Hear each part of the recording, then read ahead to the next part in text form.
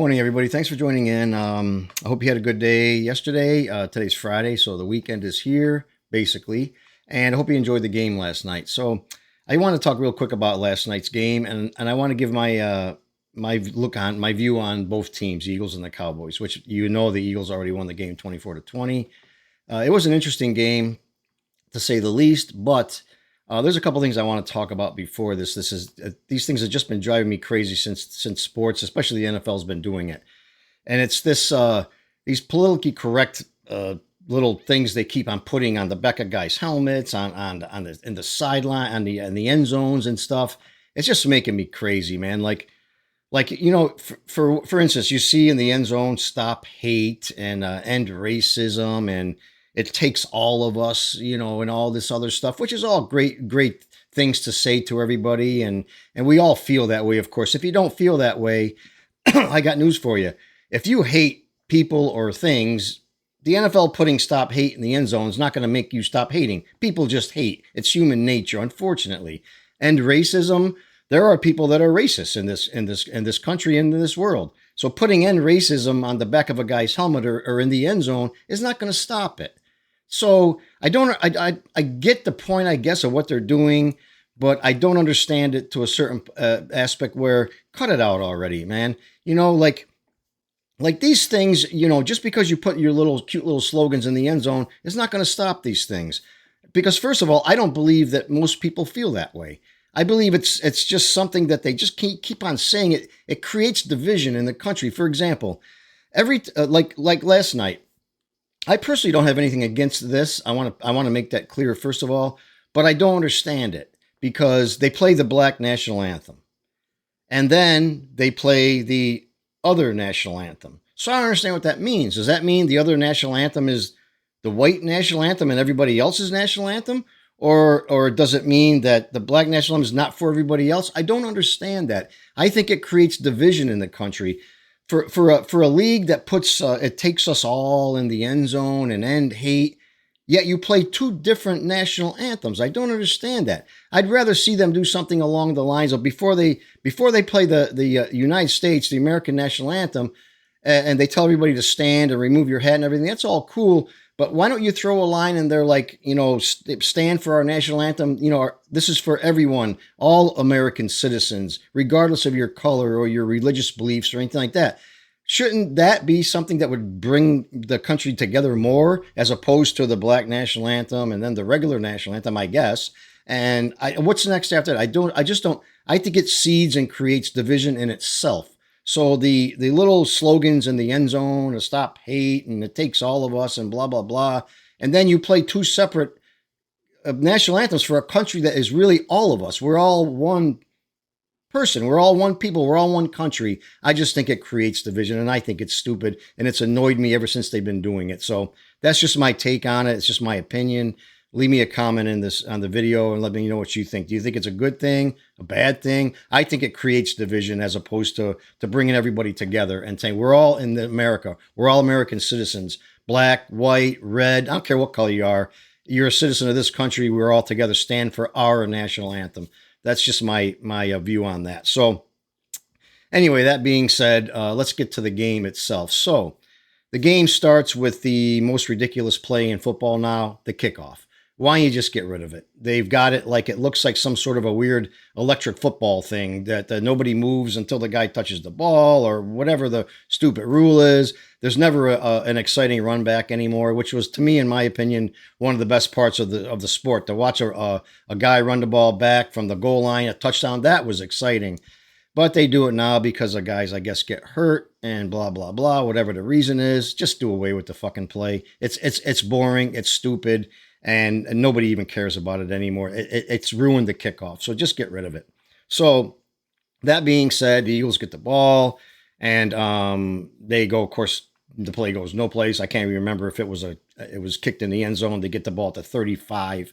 I mean, why not just give them it at the 50 and call it even, But anyway, so the Eagles march down and score a touchdown. But before that happens, we have an interesting play that happens. After this meaningless play called the kickoff in the NFL nowadays, the camera suddenly swings over and you see Jalen Carter of the Eagles getting a flag, and he's getting, next thing you know, the referee takes the mic, he goes to the field, and he tells everybody he's getting thrown out of the game. So we're like, what the hell just happened? I'm watching the game with my friends, like, what did he just do? What happened? He got kicked out of the game?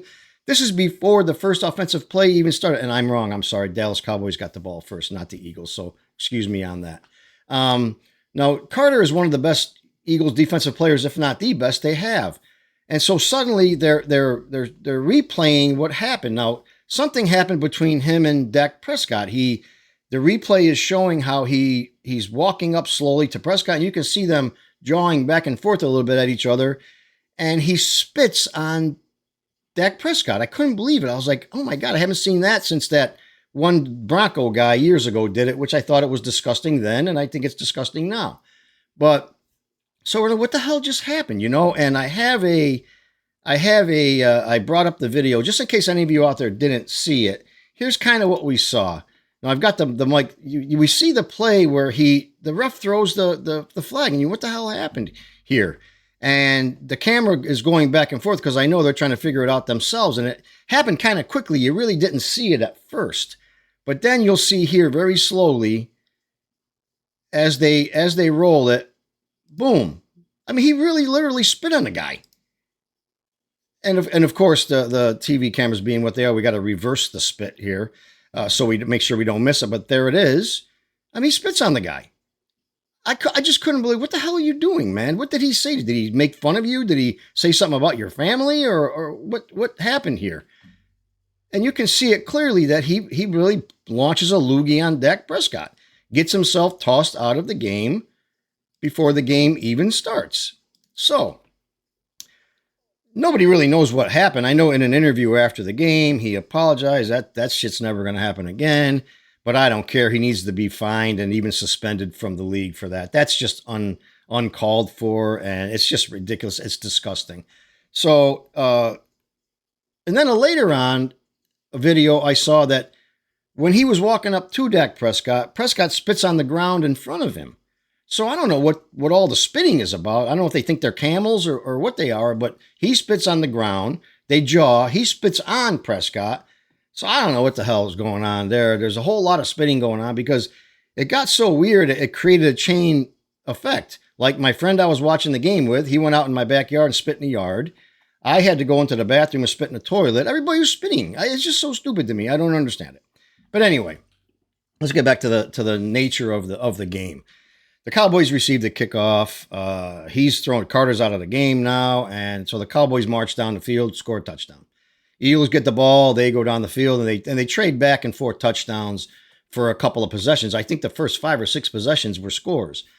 And so the game gets, now as the game, I think it was the third quarter, I was kind of dozing off because it was getting a little bit boring after all the scoring was going on.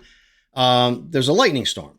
So now, not only do we have the spit gate, but now the lightning's coming toward the stadium. They said it was 7-8 miles away, something like that. So they postponed the game for an hour while the lightning storm or the rain or whatever it was passes by. Then they resume the game. And by now the guys are just, I don't know, the game sucked after that. There was no scoring, and the game literally ended 24-20, and that's basically what it was.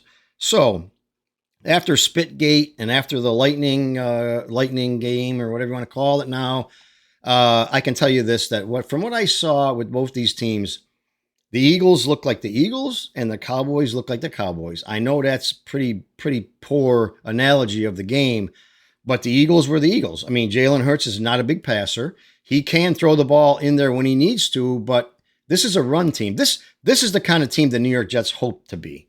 Control the game, run the ball. The defense is good. Stop the other team, win the game. This is what the New York Jets, I think, want to be, is what the Eagles are. The problem is the Eagles are really good at it. I don't think Jets are going to be good at it, because they've got this shit honed down. They've got it down pat. And I'll tell you something right now. I used to not be a big Jalen Hurts fan, but to watch that guy, how he escapes pressure from the pocket is quite impressive. You have to give him that much. He gets out of there and he gets the first down. I don't know how many times he did it last night. 7 or 8 times that I can recall off the top of my head. He kept drives going because he gets out of the pocket, he senses danger, and he runs. He scrambles for the first down. Something I don't think Justin Fields has acquired yet, because he holds the ball too long. He'll take sacks because of it, and by the time he's running, guys are already on him anyway. This is what I think that the Jets want to be, but anyway, so I give Hurts credit for that. He's really, really good at it. And because he does that, he opens up a pass game when he does need to throw the ball down the field somewhat. But at one point last night, I want to say he was like 6 out of 6 for 15 or 17 yards, which tells you he just throws the ball to a check down. He doesn't throw long balls. He just doesn't. But when he needs to, he can hit them. And that's the scary part of this team is going to be another team to reckon with in the NFC, the Eagles. They just are. They're just put together so well. Now, going back to the Cowboys, this is the Dallas Cowboys. They start out pretty hot. They march down the field a couple times. And then for some reason, I don't know if defenses figure them out or if they just get tired or I don't know what it is, but they always seem to gas out and get beat. So I can see the Cowboys repeating last season. Maybe they don't even have a winning record this season. Maybe they don't make the playoffs. I know the NFC is a tad bit weaker than the AFC. The AFC is just stacked with teams. You know, you're not going to get into the AFC playoff unless you win your division at, say, 9-7. Anything other than that, you're not going to get in. So the NFC maybe is a tad bit weaker on teams. But the Cowboys, I can see them being the Cowboys. I can see them not winning games they should win, or maybe winning a couple games that they shouldn't. But I can see the Cowboys being the Cowboys. It looks like they look like the same. And it didn't help them that Micah Parsons is gone. He's a Packer now. I believe that that's going to hurt them more on a passing team, not a team like the Eagles who really just dominate the ball and the play and they try to take the ball away from the other team. When they do that, when they get that down pat, the Eagles are hard to beat. They're going to be hard to beat. They're not the champs for by mistake. But I think Parsons is going to be more visible of a loss to the Cowboys when they play a team that comes out and that's all they do is throw the ball. They can't run the ball for shit. I think that's when it's going to really affect them more when that happens. But anyway, leave me a comment below. Let me know what you think about everything I said in my video. And hit that like button if you did enjoy the video. And don't forget to subscribe to my channel.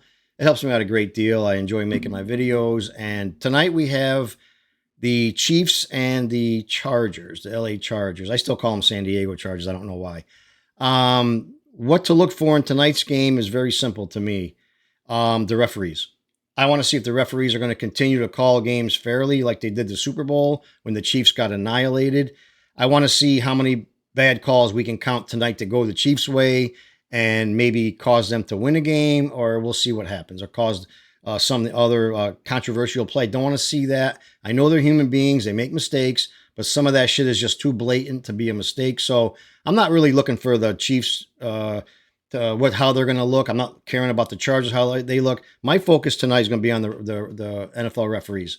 I want to see if they call a fair game and we don't have one of those games where tomorrow morning we're going, did you see that shit, man? That shit's not right. Kansas City wins another game, because I don't want to see that. So hopefully we don't see that tonight. It's a good game. And anyway, that's all I got to say about this today. So hit that like button and subscribe to my channel, please. And I'll be talking to you guys really soon. Have a good day.